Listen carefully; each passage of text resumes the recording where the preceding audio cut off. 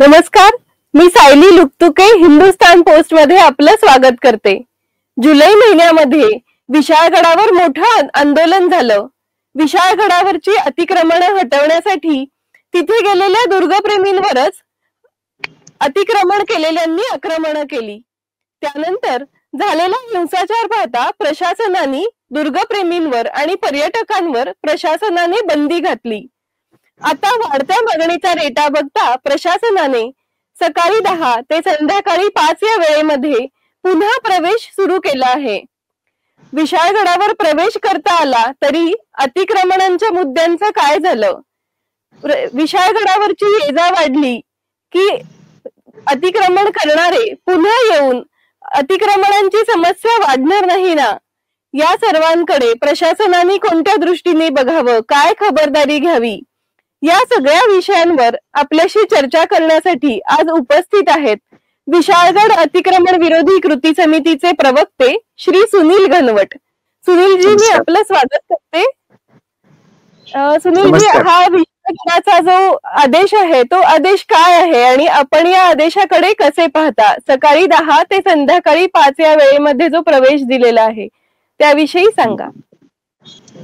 सर्वप्रथम हिंदुस्तान पोस्टच्या सर्व श्रोत्यांचं मी हार्दिक अभिनंदन करतो, स्वागत करतो। या ठिकाणी विशाळगड अतिक्रमण विरोधी कृती समितीच्या माध्यमातून आम्ही 2019 पासून विशाळगडावर जे अतिक्रमण झाले त्याच्या विरोधामध्ये कार्य करतो आहोत। 1997 ला विशाळगड हा राज्य पुरातत्व विभागाच्या ताब्यात गेला। गडावरती वन विभाग, गजापूर, शाहूवाडी गजापूर ग्रामपंचायत त्या ठिकाणची आहे ती, त्याचबरोबर राज्य पुरातत्व विभाग या 3 जणांच्या अशा एकत्रित जागा आहेत। काहींच्या ताब्यात त्या ठिकाणच्या जमिनी आहेत, काहींच्या ताब्यात त्या ठिकाणचं स्मारक आहेत आणि काहींच्या ताब्यामध्ये तिथल्या वास्तू ह्या आहेत। त्याच्या आता खरं पाहता मधल्या काही घटना झाल्यानंतर विशाळगडावरती पर्यटकांना जाण्यासाठी किंवा शिवप्रेमी दुर्गप्रेमींना जाण्यासाठी प्रतिबंध घालण्यात आलेला होता। पण मूळ मुद्दा हा होता की मधल्या ज्या काही घटना झाल्या त्या घटना कोणत्या कारणाने झाल्या, तर विशाळगडावरती करीब जवळजवळ त्या ठिकाणी 125हून अधिक अतिक्रमण झालेली आहेत। त्या ठिकाणी घरं बांधलेली असतील, त्या ठिकाणी अन्य प्रकारचं जे अतिक्रमण आहे, या सर्व गोष्टी जर बघितल्या तर 250 स्क्वेअर फुटापासून ते 2500 स्क्वेअर फुटापर्यंत अतिक्रमण झालेलं आहे। आणि छत्रपतींच्या काळात सुद्धा अशा प्रकारच्या कुठल्या गोष्टी झालेल्या नव्हत्या आणि आता मात्र हिंदवी स्वराज्य स्थापन त्यांनी करून दिलं आणि नंतर मात्र छत्रपतींच्या गड किल्ल्यांवरती अशी इस्लामी अतिक्रमण होतात, ही अत्यंत दुर्दैवाची गोष्ट आहे। विशाळगडावरती अशा प्रकारचे अतिक्रमण आहे, त्यामुळे आम्ही विशाळगड अतिक्रमण विरोधी कृती समितीच्या माध्यमातून त्या ठिकाणी मागणी केलेली होती की या संदर्भातली सर्व अतिक्रमणं काढण्यात यावीत। मधल्या घटना झाल्या, त्या घटनेनंतर लोकांसमोर एक मुद्दा आला की जे अतिक्रमण झालेली त्याच्याबाबत शासन प्रशासनाने दखल घ्यायला पाहिजे।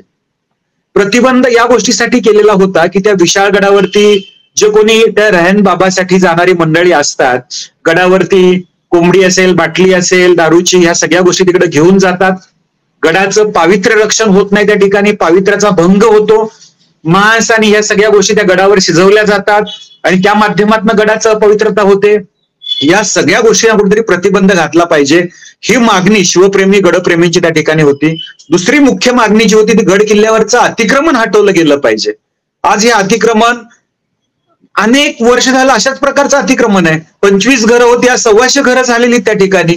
अनेक ठिकाणच्या अतिक्रमणांमध्ये हे लक्षात आलं। बरंच गडावरती जवळजवळ 34 अशी हिंदूंची मंदिर आहेत, त्या मंदिरांकडे मात्र दुर्लक्ष आहे याच्यामध्ये। असं म्हणून आपण या ठिकाणची मागणी केली होती, कोणाची असू द्या ती अतिक्रमणं काढून टाकण्यात यावी। महाराष्ट्राचे माजी मुख्यमंत्री त्यांनी आश्वासन दिलं होतं तत्काळ अशा प्रकारची अतिक्रमणं काढण्यात येतील। आम्ही सातत्याने पाठपुरावा पण घेत आहोत याच्यामध्ये। या ठिकाणचे जिल्हाधिकारी राहुल रेखावार होते, त्यांच्याकडे सुद्धा आम्ही 2-3 प्रकारच्या बैठका घेतल्या आणि मागणी केली होती। पाठीमागच्या 6 महिन्यांपूर्वी आम्हाला आश्वासन दिलं तर राहुल रेखावारांनी की सध्या पावसाळ्याचे दिवस असल्यामुळं टेक्निकली लिगली आम्हाला ते अतिक्रमण काढता येणार नाही, परंतु पावसाळा झाल्यानंतर सुद्धा आता बराच कालावधी गेलेला आहे आणि आज तागायत ती अतिक्रमणं आहेतच। आणि ज्या गोष्टीसाठी तिकडे प्रतिबंध केला होता त्यासाठीचा प्रतिबंध मात्र उठवण्यात आला। शाहूवाडीचे तहसीलदार आहेत त्यांनीच एक 4 दिवसापूर्वी या ठिकाणी एक आदेश पारित केलेला आहे आणि अर्थातच तो जिल्हाधिकाऱ्यांच्या संमतीने असणार आहे याच्यामध्ये।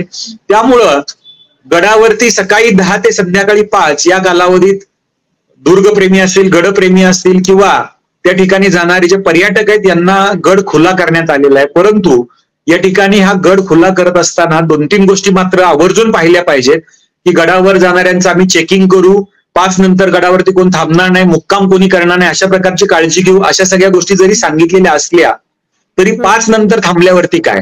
आणि गडावरती जाताना आधी अनेक अशी उदाहरणं घडलेली आहेत की गडावरती मांस मटण यांना बंदी असताना सुद्धा गडावरती ते केलं जात होतं. मग यांची नक्की कोणाची जबाबदारी याच्यामध्ये असं, आणि अशा आदेशाचं जर उल्लंघन झालं तर कार्यवाही काय होणार आहे हाही महत्वाचा मुद्दा आहे.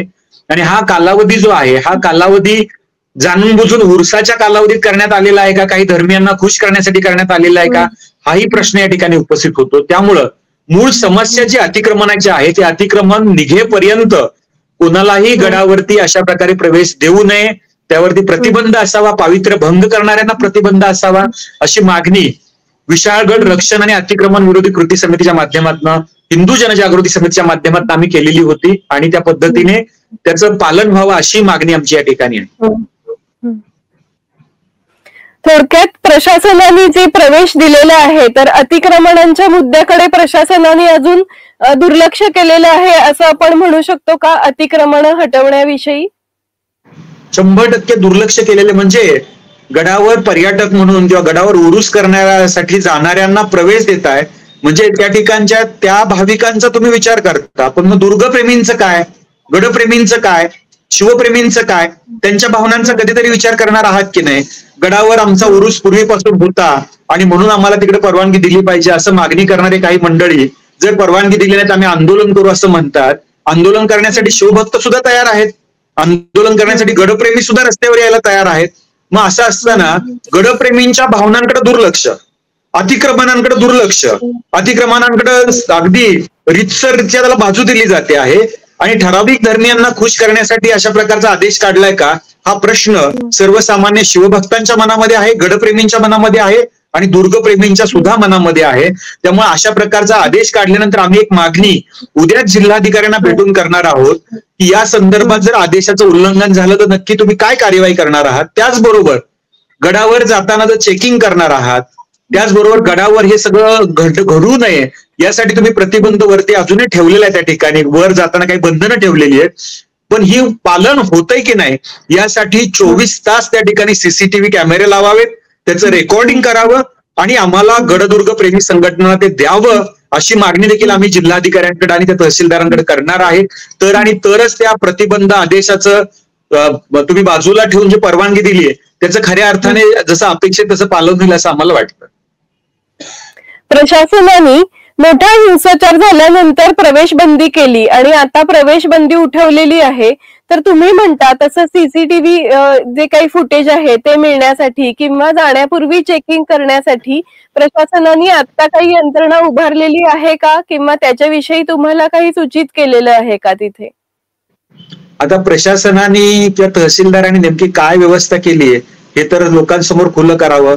जाण्यासाठी आम्ही चेकिंग करणार म्हणजे काय पोलीस फौज मोठ्या प्रमाणात लावणार आहेत का, ते का 2 पोलीस उभे करणार आणि जाता येता फक्त चेक करणार, हेही त्यांनी लोकांसमोर आणलेलं नाहीये. दुसरा महत्वाचा मुद्दा की ज्या संवेदनशील गोष्टीमुळे प्रतिबंध करण्यात आलेला होता त्या संदर्भात त्यांनी असं म्हटलेलं आहे की पोलिसांचा अहवाल आम्ही मागवलाय, पण खऱ्या अर्थाने तो अहवाल काय आलाय, प्रतिबंध असताना तुमच्याकडच्या ज्या तुमचा गुप्तवार्ता विभाग आहे त्यांचा काय अहवाल आलेला आहे तोही जनतेसमोर खुला करावा ना. आणि जर त्या आदेशामध्ये संवेदनशील काही नाही असं तुम्हाला वाटतंय तर तुमची 100% जबाबदारी असेल की त्या ठिकाणी जे तुम्ही सोडताय सगळ्यांना त्या ठिकाणच्या कुठल्याही लोकांकडनं गडाचं पावित्र्यभंग होणार नाही, त्या ठिकाणी कुठल्याही अनुचित गोष्टी घडणार नाहीत याची जबाबदारी पूर्णतः तहसीलदारांची आणि संबंधित पोलीस अधिकारी यांची असेल. याची पूर्णपणे जबाबदारी त्यांनी स्वीकारावी, तसं लिखित स्वरूपात लोकांना सांगावं आणि मग त्या ठिकाणी लोकांना प्रवेश जो तुम्ही देताय तो द्यावा अशी आमची या ठिकाणची भूमिका आहे. आपण प्रशासनाकडे अशी मागणी करणार आहोत आणि आपल्या आंदोलनाची पुढची दिशा कशी असेल? मूलतः आपलं आंदोलन जे आहे ते गडदुर्गांवरची अतिक्रमण हटवण्याच्या दृष्टीने किंवा जी अतिक्रमण आहेत ती काढावीत या दृष्टीने गडदुर्ग प्रेमी जे आहेत ते सक्रिय आहेत. पण आता वस्तुस्थिती जी बघायला गेली तर उरूस साजरा करण्यासाठी प्रवेश दिला गेलेला आहे असं समोर येतं. तर आपली पुढची मागणी किंवा आंदोलनाची दिशा कशी आहे? थोडक्यात असं दिसतं की अतिक्रमणांच्या समस्येत भर पडू शकते का या सगळ्यामुळे? मुळात अतिक्रमण हे प्रवेश दिल्याने वाढेल असं नाहीये, कारण ऑलरेडी त्यांनी अतिक्रमण करून ठेवलेले मोठ्या प्रमाणावरती, आणि आज तिथं असणाऱ्या लोकांना कदाचित असं वाटतंय की आमचं अतिक्रमण कोणी हटवू शकणार नाही. काही अल्पसंख्याक प्रेमी मंडळी आहेत की ज्यांना त्यांच्याविषयीचं प्रेम आहे, परंतु शिवछत्रपतींविषयी त्यांच्या मनात कुठेही प्रेम दिसत नाहीये. कारण छत्रपतींच्या गड किल्ल्यांवरती अतिक्रमण होत आहे, त्या ठिकाणी तुम्ही राजकारण करताय, हे अतिशय चुकीचं आहे या ठिकाणी. त्यामुळं राजकारण कुठलंही याच्यामध्ये न आणता जे अतिक्रमण जे अयोग्य ते काढलंच पाहिजे याच्यामध्ये, त्याच्यासाठी तुम्ही पुढाकार दिला पाहिजे. जरी हा प्रतिबंधित आदेश उठवलेला असला 5 तारखेपासून 31 तारखेपर्यंत, 31 जानेवारीपर्यंत, तरी आमचं म्हणणं या ठिकाणी स्पष्टपणे असं आहे की हा आदेश उठवण्याचा आत्ताच का आवश्यकता वाटली? कारण पुढे येणारा उरूस आहे. काही धर्मियांना खुश करण्यासाठी, मुस्लिम धर्मियांना खुश करण्यासाठी हा भाग केला जातोय त्या ठिकाणी.